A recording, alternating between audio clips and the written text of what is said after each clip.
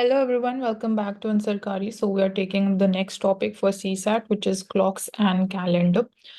So we often get questions most often from this topic related to calendars also. So there is one important just process that we need to understand to solve the questions related to calendar and the related aspects. So we'll delve into that. So these are certain important and the basic ideas that we need to be clear with regarding clocks. So you can just pause the screen and go through them once. So here simple formulas like in clocks, when both the hands, the hour hand and the minute hand, when are they at 90 degrees or when are they at like exactly opposite ends making 180-degree angle.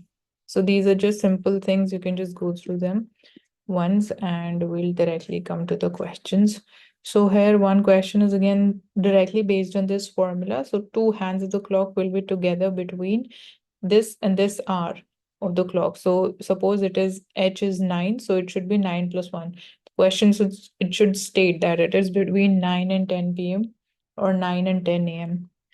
So simply this formula would be it would give us the answer. So illustration is at what time between 5 and 6 o'clock, you can see 5 is H, so H plus 1 would be 6 o'clock, are the hands of a clock together. So for together, simply have to put this. So 60 into H by 11. So H is 5 here. So we'll get 27.2 minutes. So this is 27.2 minutes after 5 o'clock. So it would be at 5:27 minutes time, both the hands would be together. Here it is when would both the hands of the clock be at right angles. So for that, this is the simple formula that we have. And you can just put the value of H. So there are two conditions here, which is not mentioned over here, but it's important that when the value of H is greater than 6, then it would be minus here in the formula. When H is less than 6, it would be plus in the formula. So similarly on the same theme, the question states, find at what time between 2 and 3 o'clock will the hands of a clock be at the same straight line. They're not together. So same straight line but not together means at 180 degrees. So here you can see H, which is less than 6. We will use the plus sign in the formula. So you can see 5 into 2, 5. H would be 2 here plus 30 and 12 by 11. So it would be at 2 hours or 2 hours 4 minutes. Then here it is the two hands of clock. They are 9 minutes apart. Sorry, m minutes apart. So this would be given in the question that if the two hands, this is the time period which is given, they are apart by 9 minutes at this using this formula pass the H o'clock. So find the time between 4 and 5 o'clock when the two hands of the clocks they are 4 minutes apart. So for this directly this formula, so mostly in these questions based on clocks, you can memorize one or two formulas and you'll be through. So here also we'll simply apply this formula. So you can see H is 4, so it is less than 6. So that is why we're using plus in this formula. Now here when the minute hand is behind the hour hand and the angle between the two hands at m minutes past H o'clock would be by this formula, and when the minute hand is ahead of the hour hand. So that is why two conditions here. Question is find the angle between the two hands of a clock at 15 minutes past 4 o'clock. So simply you will be using this formula, which would be the above formula, because here it is stating angle between the two hands of a clock at 15 minutes past the 4 o'clock. So here the minute hand would be behind the hour hand. You can see minute hand would be behind the hour hand.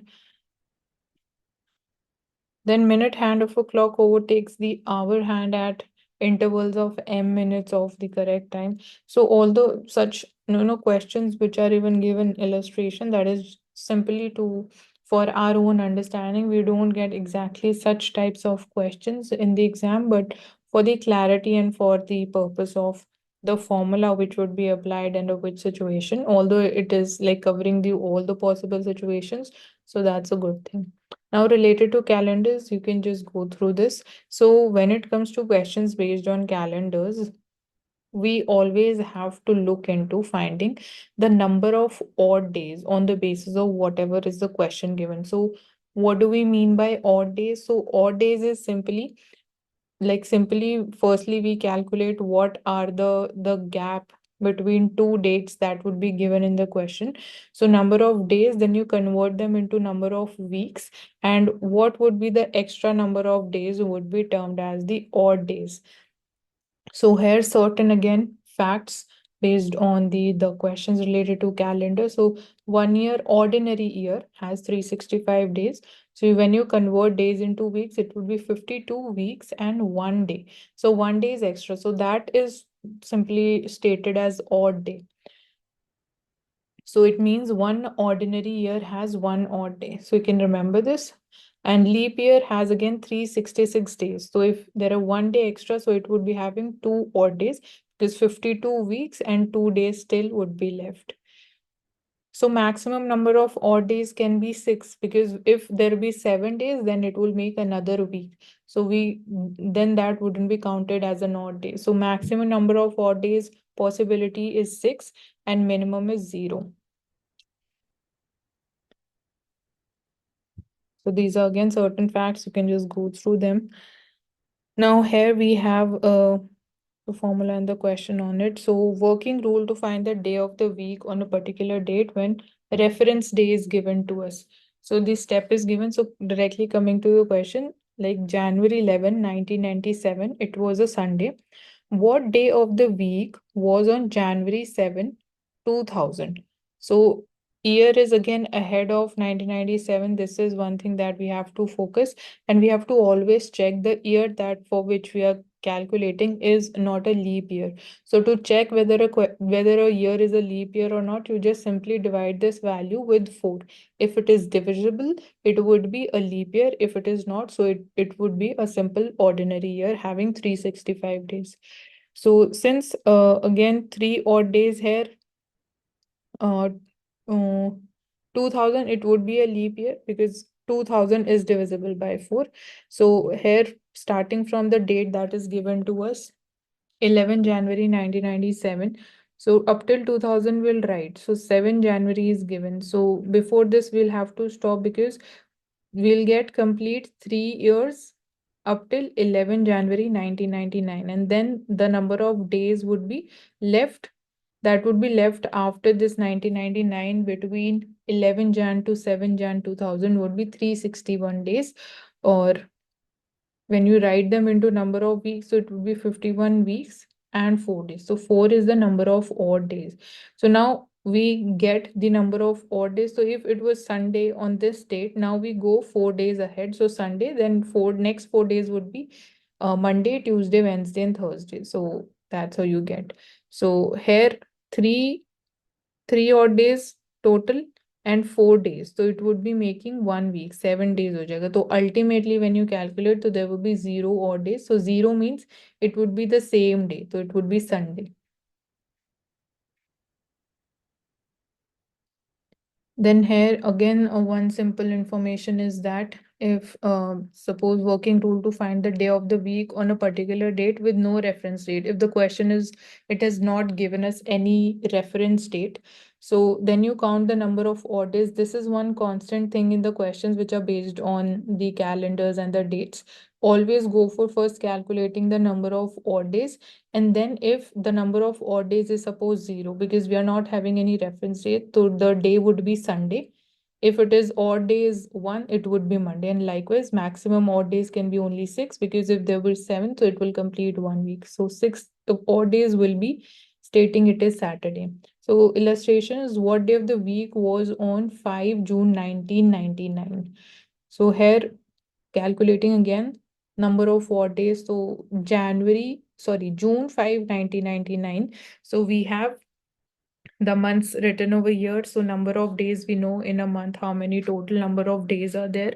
So we convert them into weeks and the extra days left, which would be the odd days. Then we total these number of days which are left and calculate. So 22 days would be the odd days. Now, when you convert them into weeks, so 3 weeks plus 1 day would be equal to 22 days. So ultimately, only one odd day is there. So since it was again, it is coming to be one odd day. So one odd day is equal to Monday. Now some practice questions. So January 3, 2007 was Wednesday.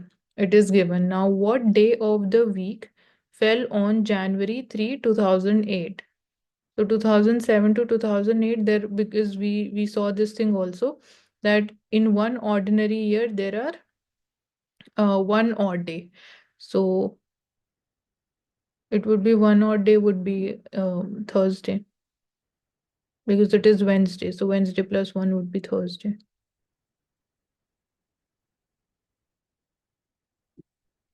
Then if the third day of a month is Monday, third day of month is given, it can be any month, and it is Monday, then which day of the week will be the fifth day from the 21st of that month? मतलब कि 21st जो है उस month का, उसके भी 5 days के बाद कौन सा डे आएगा उस डेट पे? तो 21 जो भी है मंथ की date plus 5 would be 26th of that month में, which is the day on that date. So only one thing is given, third day of the month. So इससे we can derive. So days between 3rd and 26th of that month, बीच में कितने दिन है? 23 days. When you convert and calculate the number of odd days here, so 23 को आप लिख सकते हो 3 weeks and 2 days. 2 is the number of odd days. So since it was Monday, जो reference date हमें दे रखी है, it was Monday, plus अब next 2 days जो followed होंगे by Monday would be Tuesday and Wednesday. So 26th को it would be Wednesday. So सब जगह same pattern है. You have to calculate the number of odd days first. Now, if a clock started at noon, then the angle turned by the hour hand at 3:45 p.m. कितना होगा? So if it both the hands they were at noon, so time 3:45 p.m. है. So we have to find angle turned by the hour hand. So we know कि ये जो divisions होते हैं that is showcasing, मतलब हर 1 घंटे में 30 degree cover किया जाता है. That is the, और आप बोल सकते हो it is the angle in 1 hour जो spacing होती है clock के अंदर. तो 45 minutes है. So we know कि hour hand जो है half degree move करता है in 1 minute. तो 45 minutes के लिए how it would be, और कितना angle वो cover करेगा? That would be 112.5 degree. तो सिंपली बस मिनट से आपको मल्टीप्लाई करना है यार. आप यहाँ पे कैलकुलेट कर रहे हो 3 hours 45 minutes क्योंकि कवर कर रहे हैं. तो 3 hours 3 into 60 minutes होते हैं इन 1 hour. तो इसलिए मल्टीप्लाई प्लस जो 45 minutes हैं, तो ये पूरा डिस्टेंस कवर किया जाएगा. तो इट वुड बी 112.5. सो ये C option would be correct. So girl was born on September 6, 1970, which happened to be Sunday. तो date और day हमें दे रखा है. So her birthday would have fallen again on Sunday in which year? So same day है, Sunday और same day पूछ रहा है, Sunday पे कब आएगा next birthday? तो it means कि हमें calculate करना है कौन से year में 0 odd days हमें मिलेंगे. So 1 odd day in 1 year, so in 7 years 7 days, तो 1 week complete हो जाएगा. अब उससे पहले वाले मतलब 7 days अगर कंप्लीट हो रहे हैं ऑड डेज के, तो मतलब 0 ऑड डेज हुआ, 1 week कंप्लीट हो जाएगा. तो इसलिए सिंपली नेक्स्ट 7 years के बाद उसका बर्थडे सेम संडे को होगा. तो 6 September 1977 will be Sunday. So 1977 is the answer. Then a wall clock gains 2 minutes in 12 hours, and table clock it loses 2 minutes every 36 hours. So both they are set right at 12 noon on Tuesday. So correct time and both the show same time next would be correct time और same time clock में. तो same time is not the correct time क्योंकि एक watch जो है it is gaining 2 minutes, one watch is losing 2 minutes. सो इसमें आएगा like यहाँ पे गिवन इन्फॉर्मेशन है जो हमने यहाँ लिख दी। तो 1 डे के हिसाब से आई कैलकुलेटेड कि जो वॉल क्लॉक है 1 डे में इट इज गेनिंग 4 मिनट्स, क्योंकि यहाँ 12 आवर्स का दे रखा है, तो 24 आवर्स में it will gain 4 minutes, double this. And 36 hours के लिए टेबल क्लॉक का गिवन है, तो यूनिटरी मेथड से यू कैन गेट 1 डे में इट विल लूज 1.3 मिनट्स या 1.33 minutes, you can write. So given on the basis of options I calculated, या तो 130 डेज है या 135 डेज हो सकता है, क्योंकि दो में रिपीटेशन है। तो आई कैलकुलेटेड फॉर 135 डेज। तो 135 डेज में यू विल कैलकुलेट कि कितना डिफरेंस आएगा, मतलब 135 डेज में वॉल क्लॉक कितना अहेड होगी टाइम से और टेबल क्लॉक जो कितना पीछे होगी टाइम से। तो 135 डेज दोनों के लिए कैलकुलेट किया। सो यहाँ पे आप सिंपली करोगे, क्योंकि ये 4 मिनट्स आगे चल रही है, तो 4 × 135 डेज, तो आपको मिनट्स मिल जाएगी। तो इट वुड बी, ये मिनट्स होगी तो इसको मैंने साथ में आवर्स में कन्वर्ट कर दिया, डिवाइडेड बाय 60, तो it would B 9 hours ahead of 12 नून, क्योंकि 12 नून से वो स्टार्ट हुआ था, या डिफॉल्ट टाइम जो हमने स्टार्ट किया था ट्रैकिंग टाइम। तो वॉल क्लॉक का आगे सिमिलरली टेबल क्लॉक के लिए भी हमें कैलकुलेट करना है कितना आवर्स वो लूज करेगी। सो 1.33 मिनट्स का जो हमने कैलकुलेट किया था 1 डे में, तो 135 डेज सिंपली हम मल्टीप्लाई कर देंगे and convert that into hours, तो it will be 3 hours lose हो जाएंगे फ्रॉम 12 नून। तो ये 3 घंटा पीछे जाएगी 12 नून से, और ये 9 आवर्स आगे जाएगी 12 नून से वॉल क्लॉक जो है, इन 135 डेज। तो ये क्वेश्चन बोल रहा है कि सेम टाइम कब शो होगा और जो करेक्ट टाइम है वो क्या होगा। तो करेक्ट टाइम में से आप अगेन माइनस करोगे, वो ही हो जाएगा 12 नून ही आएगा, क्योंकि 12 नून से स्टार्ट हुआ था, तो रेफरेंस टाइम वहीं से होगा। तो ये जो इनकरेक्ट टाइम ये होगा, पर ये सेम टाइम कब शो कर रहे हैं क्वेश्चन ये बोल रहे हैं। तो हमें करेक्ट बताना है, तो करेक्ट टाइम होगा 12 noon after 135 days.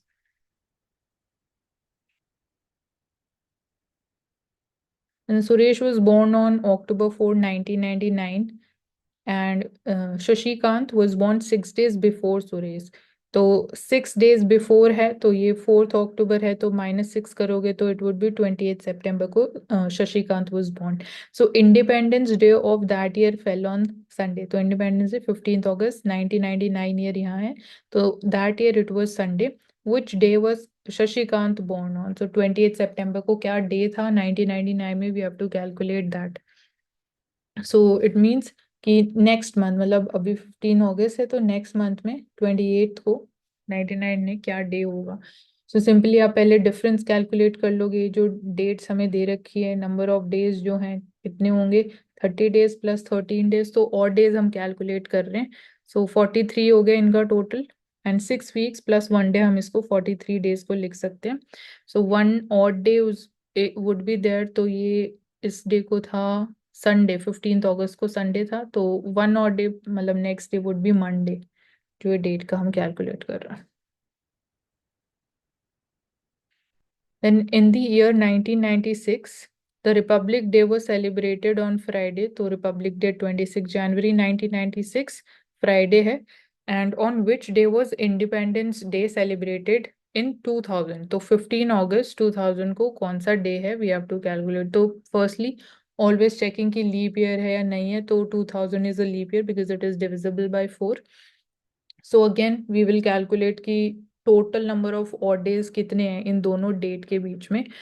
So you can see कि बीच में ईयर्स भी आएंगे, तो 3 ईयर्स, तो 3 ऑड डेज हो गए, और यहाँ पे फिर आप कैलकुलेट करोगे बाकी जो डिफरेंस बच जाएगा, क्योंकि 1 ईयर से लेस टाइम है होगा 1999 के बाद, 26 जन 1999 और 15 अगस्त 2000 के बीच। सो यह यहाँ से we calculate all that on the basis of months, और टोटल डेज कितने हैं वो लिख दिया वीक्स और डेज में।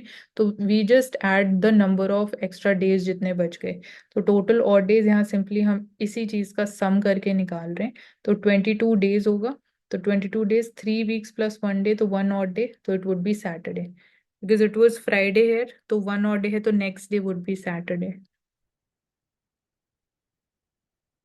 Then after 9 o'clock, at what time between 9 p.m. and 10 p.m. will the hour and the minute hand of a clock they point in opposite direction? तो opposite direction मतलब कि 180 डिग्री एंगल होना चाहिए दोनों के बीच में। तो एक सिंपली फॉर्मूला है, ऊपर भी एक और फॉर्मूला दे रखा है, तो थीटा एंगल डिनोट करता है, H is the time which is given, तो 9, would be the value of h, और m हमें कैलकुलेट करना है नंबर ऑफ मिनट्स कितने, मतलब टाइम पे after how many minutes they will point in opposite direction.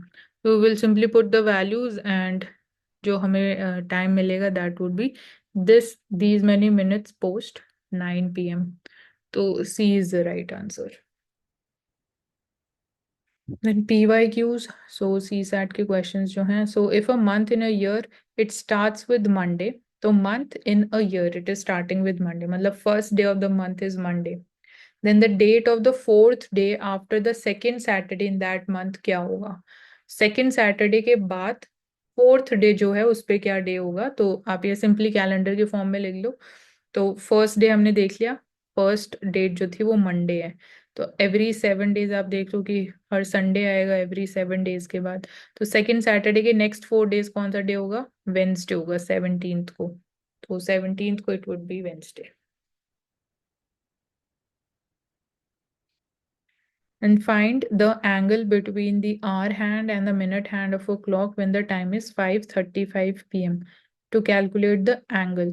So यहाँ पे भी दो बेसिक फैक्ट यही है कि जो मिनट हैंड है it is covering 6 degrees in 1 minute, hour hand covers half degree in 1 minute. So 35 minutes जैसे जो स्टार्टिंग में देखा था कि हर 1 घंटे के बीच में 30 डिग्री का एंगल है, 30 डिग्री कवर हो रहा है क्योंकि पूरा जो सर्कल है वो 360 डिग्री कवर कर रहा है। अब टाइम जो हम डिनोट करते हैं 5:35 p.m., तो हमें ये एंगल ये थीटा निकालना है। So 35 minutes hours hand it will cover 17.5 degrees, क्योंकि हाफ 1 मिनट में कवर हो रहा है, तो 35 के लिए multiply. So if 12 noon 0 degree start हो रहा है तो hour hand would be at this degree, simply वही है कि 6 डिग्री और हाफ डिग्री से हमने मल्टीप्लाई कर दिया दोनों को, और दोनों के बीच में जो डिफरेंस होगा तो ये एंगल डिनोट कर रहा है बेसिकली आर हैंड जो ये 167.5 डिग्रीज कवर कर चुका है 12 नून से, और जो मिनट हैंड है वो 210 डिग्री कवर कर चुका है, बिकॉज वो आ गया तो ये ज्यादा कवर कर पाएगा डिस्टेंस। सो दोनों का डिफरेंस निकालेंगे दोनों का एंगल कैलकुलेट करने के लिए बीच में, तो it would B 42.5 degree, so A option is correct. Now, Sita Geeta go for a swim after a gap of every 2 and every 3 days respectively. So if on 1st January both of them they are going together, so when will they go together next? तो simply आप लिख लो, यहाँ पे दे रखी है हमें dates तो maximum 13 तक है, तो आप लिख सकते हो। सो सिंपली अगर डेज, अगर नहीं रहता तो 13 तक, अगर यहाँ तो ठीक है, यहाँ पे कैलकुलेट करते थे काउंटिंग करके सिंपली, है ना। हाँ फिर तो नहीं होता हाँ, कैलकुलेट करके ऐसे। सो यहाँ पे जैसे 2 डेज का गैप है तो जस्ट मार्क कर लिया कि सीता के लिए, और ये 3 डेज है तो जो दोनों सेम डे पे फॉल करेंगे दिल गो टुगेदर। इसमें औशक अगर सपोज 13th नहीं है या मंथ अलग अलग होते। तो एलसीएम निकालते हैं ना कि दोनों का कॉमन फैक्टर क्या है, बेसिक कॉमन फैक्टर हम्म। +1 कर देते हैं उसको, जैसे 2 और 3 का 6 है, तो 6 हाँ, + 1 7, यहाँ भी +1 13, ऐसा जाता है। अच्छा ठीक है। So if the third day of a month is Monday, which of the following will be fifth day from 21st of the month, तो 21st के बाद नेक्स्ट 5 डेज जो फिफ्थ डे होगा उस पे कौन सा डे होगा, तो सिंपली दे ही रखा है पहला फैक्ट कि third day of a month Monday है, तो अगर थर्ड ये है तो इट इज स्टार्टिंग फ्रॉम यहाँ सैटरडे, तो एवरी 7 डेज का आप करके 21st के बाद यू कैन जस्ट सी कि थर्सडे होगा नेक्स्ट फिफ्थ डे पे after 21st। In which year has the same calendar as that of 2009? एक बार पीछे करो। हाँ, सैटरडे हो गया 1, हम्म। फिर 2 3 4 5 6 7 8 होगा सैटरडे वापस से, आई अच्छा थिंक। हाँ। 1 + 7 8 होगा। हाँ 8 होगा, तो it hmm, would be Wednesday then, हाँ, एक क्योंकि लेस। 8 ऐड कर, हाँ, सब में 7 ऐड करना है ना। हाँ 15 आएगा, नीचे में हाँ 22। 1 + 7 डेज तो इधर हाँ, 8 होगा, हाँ वो करेक्शन है। Then which year has the same calendar as that of 2009? So number of odd days अगर हम कैलकुलेट कर रहे हैं तो ऑर्डिनरी ईयर में ओनली 1 ऑड डे है, लीप ईयर में 2 ऑड डेज होते हैं, तो बीच में आप कैलकुलेट कर सकते हो सिंपली, लीप ईयर कैलकुलेट करना इतना मुश्किल नहीं है, उसको 4 से डिवाइड करो, डिविजिबल डिविजिबल होगा तो लीप ईयर है। तो 2009 से 15 तक मैक्सिमम में है। तो यहाँ से आप देख सकते हो रिपीट होगा, क्योंकि 7 जो डेज हैं कंप्लीट हो रहे हैं, तो मतलब 1 वीक कंप्लीट हो रहा है। तो 0 और डेज इतने इयर्स के बाद होगा, तो मतलब नेक्स्ट ईयर में रिपीट होगा। तो 2015 में इट विल रिपीट।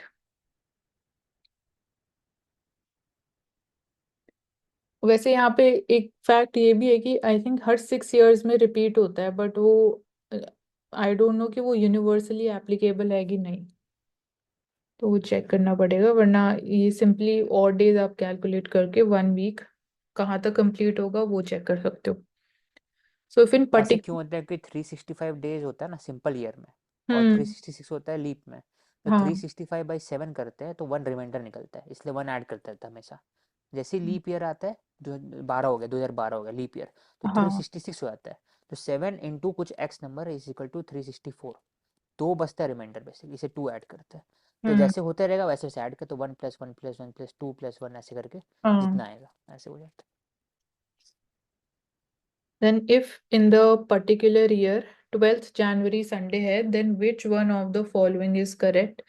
So यहाँ पे वही कैलकुलेट करना पड़ेगा ऑन द बेसिस ऑफ कि ऑप्शंस पहले क्या दे रखे हैं। तो दो डेट है, 5th है या 12th है, तो जुलाई है। तो लीप ईयर भी पहले चेक करना पड़ेगा है कि नहीं। और संडे दे रखे हैं सारे, तो यही हमें इसी फैक्टर्स को माइंड में रख के कैलकुलेट करना पड़ेगा। सो पहले तो नंबर ऑफ ऑड डेज ही निकाला, उसके बेसिस पे ही आप निकाल पाओगे कि सैटरडे हो गया उस दिन संडे है, संडे है कि संडे नहीं है। तो अगर लीप ईयर जैसे यहाँ पे संडे है, अगर ऑड डेज 0 हुआ तो संडे होगा। बट यहाँ पे ऐसा आ नहीं रहा है, ये चारों फैक्टर्स को कैलकुलेट करके 15th और 12th दोनों सेम मंथ की है, तो आप देख सकते हो कैलकुलेट करके कि ऑड डेज कितना होगा, कितना वेरी करेगा। तो जैसे अगर है। हम यहाँ इसमें लीप ईयर नहीं एक है। और तरीका है आसाने वाला, इसमें हम्म। तरीका है आई थिंक। इसमें पहले देख लेंगे 15 जुलाई और 12 जुलाई, सबसे पहले क्या आता है? 12 जुलाई आता है। तो बेसिकली 12 जुलाई का जो नॉर्मल क्वेश्चन रहता है कोई भी, हम्म। 12 जुलाई तक मेरे को डेट निकालना है कि वो संडे होगा या कुछ और होगा। हाँ। क्योंकि 12 जुलाई तक कर दिएगा डेट, तो 15 तो चेक कर ही लेंगे, बस 3 ही हाँ ऐड वही करेंगे। है तो 12 जुलाई को पहले। चेक करने के लिए दो कंडीशन लेंगे, जनवरी से फरवरी, फरवरी से मार्च, अप्रैल मई जून जुलाई। तो जनवरी से फरवरी जैसे ही जाता है ना टाइम, 12 जनवरी से लेकर 12 फरवरी में जैसे आएगा, तो उसमें +2 ऐड होगा, क्योंकि 28 वाला जो मंथ होता है उसमें जीरो हो जाता है। 7 × 4 28, हाँ। 29 30 31, हाँ तो उसमें बेसिकली थ्री 0 है। ऐड होगा। हाँ। तो 3 ऐड होगा उसमें। फरवरी में उस साल अगर लीप ईयर होगा तो 28, तो 29 होगा, तो 1 हम्म। ऐड होगा। लीप ईयर नहीं होगा तो 28 होगा, 0 ऐड होगा। ऐसे करके 3+0+3+2+3+2 ऐसे करके ऐड करके जो निकलता है लास्ट में, हाँ वो उसको ओरली हाँ हम ऐसे ओवरऑल चेक कर हाँ। सकते हैं एक बार ये सब लिख के। तो इसलिए मैंने सब लिखा नहीं है यहाँ पे। तो डी करेक्ट होगा, 12th July is not a Sunday if the year is a leap year. Then in ये दिस। वाला हाँ, हाँ। ये वाला मैं नीचे कर लो एक बार। इसमें दिया हुआ है 80+0.1 m जो है ना, वो एक तरह से प्राइस ऑफ, ऊपर I think. Price of petrol, हाँ पेट्रोल है अप टू 100 तक। मतलब एम का जब 100 वैल्यू डालेंगे तो क्या आएगा इसका 10 90, तो 90 के बाद ना कांस्टेंट है, 90 रहेगा हमेशा प्राइस ऑफ पेट्रोल। लेकिन जो एन का वैल्यू है बेसिकली डीजल है, पेट्रोल हम्म। डीजल है, वो बेसिकली कितना भी एन तक चला जा सकता है, बढ़ते रह जाएगा 100 200 300। तो बोला चाह रहा है कि कौन सा डेट में दोनों का प्राइस इक्वल होगा। तो पहली बात है प्राइस इक्वल कर दे, प्राइस इक्वल करने के 80+01 m = 69+0.15 n, ये प्राइस इक्वल हो गया। अब हम्म। लेकिन बात करें सेम डे, इसका मतलब दोनों का स्टार्टिंग पॉइंट सेम है, एम का भी स्टार्टिंग पॉइंट सेम है, एन का भी सेम है। तो जो अगला बार जब सेम डे आएगा तो इसका मतलब दोनों का वैल्यू सेम होना चाहिए। प्राइस तो सेम कर लिया, अब डे भी सेम करना है। तो हाँ। डे सेम कर दिया, तो वैल्यू अगर, अगर फिर डिपेंड क्या करता है कि एम को अगर हम शुरू में लेना पड़ेगा, सोचना पड़ेगा, क्योंकि दोनों का फर्क हो रहा है। अगर एम अगर 100 से बड़ा है तो चेंज हो जाएगा वैल्यू, हम्म। अगर एम 100 छोटा है तो चेंज हो जाएगा वैल्यू। तो अगर दिमाग में एक कंसिडर्ड किए कि एम का वैल्यू 100 से बड़ा है, अब दोनों में एम डाल दो, सॉल्व कर लो, तो आंसर जो आएगा एक में 140 आएगा, तो सही है। इसका मतलब जो वैल्यू है वो सही है, एम 100 से बड़ा है। अगर वही सोचते हो एम 100 से छोटा है, अगर कुछ वैल्यू आता तो फिर दिक्कत हो जाता। हम्म। तो फिर 140 है तो 140 डेज को कैसे करना है, तो 1 जनवरी 2001 में क्या है बेसिकली, अब फर्स्ट फरवरी 2001 में क्या होगा, प्लस 31 ऐड होगा। ईयर ईयर आई थिंक गलत लिखा है, 2021 दे रखा है। हाँ 21 हो गया तो बेसिक ठीक है, 2021 है लेकिन अभी वो लीप ईयर नहीं है ना, तो फिर ऐड कर दिए 31 ऐड कर दिए, फरवरी में फिर 28 ऐड किए, मार्च में फिर 31 ऐड करेंगे तो 1 अप्रैल 2021 में फिर 31 ऐड हो जाएगा, फिर 1 मई 2021 में 30 फिर ऐड होगा क्योंकि अप्रैल का 30 ऐड होगा, ऐसे करके कर लिए। तो टोटल जो बचेगा अब देखना पड़ेगा कितना बचा है 140 डेज में, 140 डेज में बेसिकली 21 डेज बचा हुआ है हम्म। मई तक आते आते, हाँ। मतलब मई 1 मई के पहले तक आते थे 21 डेज सिर्फ बचा है, तो बस हम्म। 21 ऐड कर दिए 21 में आ गया। हाँ ठीक है, ये तो इसमें एक्सप्लेन करो।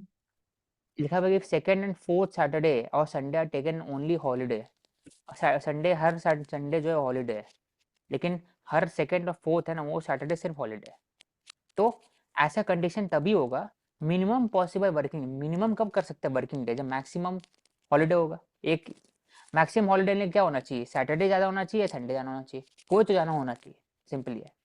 तो संडे हॉलीडे और सैटरडे हॉलीडे को ज़्यादा कर देंगे तो हम पहला जो वन है ना, one for example first day, तो फर्स्ट डे को कभी भी देखते हैं कि अगर सैटरडे होता है ना तो ज़्यादा दिन सैटरडे आता है नॉर्मली कैलेंडर में भी, तो फर्स्ट डे में या सैटरडे रखो या संडे रखो। तो मैंने दोनों को एक एक करके लिया, एक बार फर्स्ट को मैंने संडे लिया, एक बार फर्स्ट को सैटरडे लिया, उसके हिसाब से मैंने बता दिया कि ऐड कर दिया +7 करके सब जगह बना दिया। फिर जहाँ जहाँ पर लिखा हुआ था कि जो हर दिन हर जो संडे है वो एक तरह से हॉलीडे है, हर संडे को मार्क कर दिए हॉलीडे मार्क कर दिए, तो 5 निकल गया पहले वाला केस में। लेकिन सैटरडे में बोल रहा है कि सेकंड एंड फोर्थ है, सेकंड फोर्थ में आ गया 14 और 28, बेसिकली 7 नहीं होगा 24 नहीं है क्योंकि सेकंड नहीं है वो 1 एंड थर्ड है बेसिकली। तो इसमें ऐड किए दोनों में 7 निकल रहा है, तो मुझे लगा कि भाई 7 है, देखते दूसरा कंडीशन क्या होगा। तो पहला मैंने लिया सैटरडे को लिया, पिछली बार मैंने संडे लिया था फर्स्ट तारीख, अभी सैटरडे को लिया, उससे भी सेम कंडीशन निकाला तो 7 निकला। अगर फॉर एग्जाम्पल दोनों कंडीशन में अगर अगर हॉलीडे 8 निकलता, इसका मतलब क्या है वर्किंग डे कम हो गया, तो उसी को लेते हैं, लेकिन यहाँ दोनों का सेम ही निकला, चाहे संडे को पहले लो या सैटरडे को पहले लो, अच्छा, तो सेम ही नंबर ऑफ हॉलीडेज, 7 हॉलीडेज ही आई हैं। दोनों में निकला। अगर संडे को पहला दिन लो या सैटरडे को पहला दिन लो, उसके हिसाब से पूरा कैलेंडर बनाओ।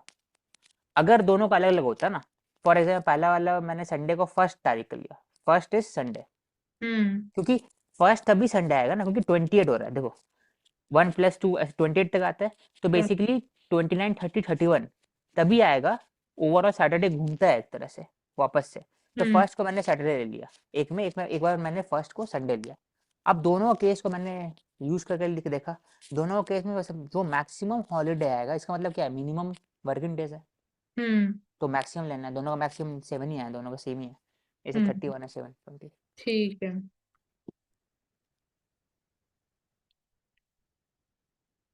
और इसमें कैसे किया? ये लिखा होगा कि which of the date 2099 among the following is Sunday, तो संडे को यूपीएससी होता है, पिछले बार पूछा था, तो संडे को यूपीएससी होता है, तो 2022 में देखना होगा कि उस दिन तो पता ही सबको 5 जून था, तो उस तारीख देख लो, तो उस दिन तो 5 जून ही था ना, तो हम्म। उस दिन 5 जून 2022 को संडे था, तो 2099 में कब तक आएगा, तो बेसिकली मैंने माइनस किया कि कितना बीच में ईयर्स है ओवरऑल, तो कितना ईयर 77 ईयर्स है। अब जो हम्म। 77 ईयर्स है उसमें कितने लीप ईयर है ना, तो हाँ। 77 ईयर पीरियड में तो पहली बात है कि फोर्स डिवाइड करेंगे पूरा का पूरा, तो हाँ। फोर्स डिवाइड करेंगे ना तो ओवरऑल ऐसा आएगा, इसमें 19 लीप ईयर आएगा।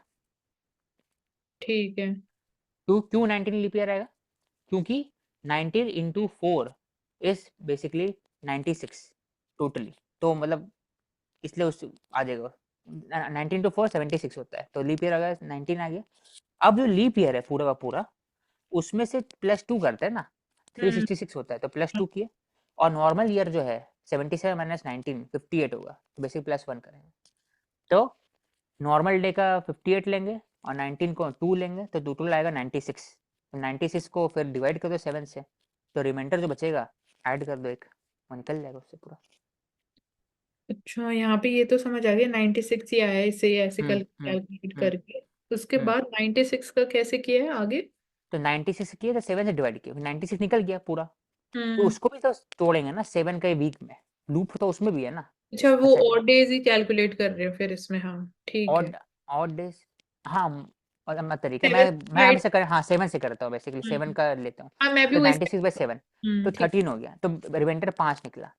तो बेसिकली जो 5 निकला है ना, हम्म वो बात हो रहा है कि तो 5 निकला है, इसका मतलब क्या है कि संडे प्लस 5 जो फ्राइडे है, हम्म वो एक तरह से 5 जून 2099 में फ्राइडे पड़ेगा, ठीक है। हाँ ठीक है। लेकिन यहाँ पूछा है कि which of the following is Sunday, मतलब संडे मांग रहा है, तो प्लस 2 हम्म, और ऐड कर देगा ना, सैटरडे को भी ऐड करेगा, संडे को भी हाँ ऐड करेगा, हाँ 7 जून हो गया फिर। ठीक है हाँ तुमने कैलकुलेट किया और फ्राइडे का ऐड किया फोर हाँ क्वेश्चन के था। हाँ मैंने वो डायरेक्ट ही कर दिया। हम्म। ठीक है। और इसमें जो हमने leap year, number of leap year calculate करे, उसको सिंपली हम जैसे हर 4 ईयर में लीप ईयर हो रहा है, तो उसको हम्म। हम 4 से डिवाइड करके निकाल रहे हैं ना अगर कि अगर of year। 2099 तक है, हम्म 2000 होता, तो कितना लीप ईयर निकलता? 25 निकलता, करीब करीब 25-24 निकलता। हम्म लेकिन बात हो रहा है 2022 से कर रहे, कैलकुलेट कर रहे हैं ना, हाँ तो 2022 से तो ऑलरेडी 5 हट चुका है, क्योंकि 20 के पहले तो 5 हो गया था ना, हाँ 4 8 ऐसे थे, तो 5 माइनस कर दो, 24 में से 19 हो गया। ठीक है। और इसमें हम हम्म। रेफरेंस डेट कोई भी ले सकते हैं, मतलब ईयर। रेफरेंस उसी डेट का, उसी दिन का ना, जिस दिन एग्जाम था, उस दिन पूछा ना 2022 को, ऐसा पूछता है। जिसी दिन एग्जाम, तो पता है ना कि आज ही 5 जून है, एग्जाम है आज ही लिखा है। अच्छा ठीक है, मतलब यहाँ लिखा हाँ। नहीं है, पर लेना वही है। उसी हाँ कि आज का है, डे हाँ से कैलकुलेट करना है। कि जून को एग्जाम था ना 2022 में। अच्छा याद है। ठीक है okay. So that's all everyone for today's CSAT session, and I hope this was helpful. Stay tuned for further such videos.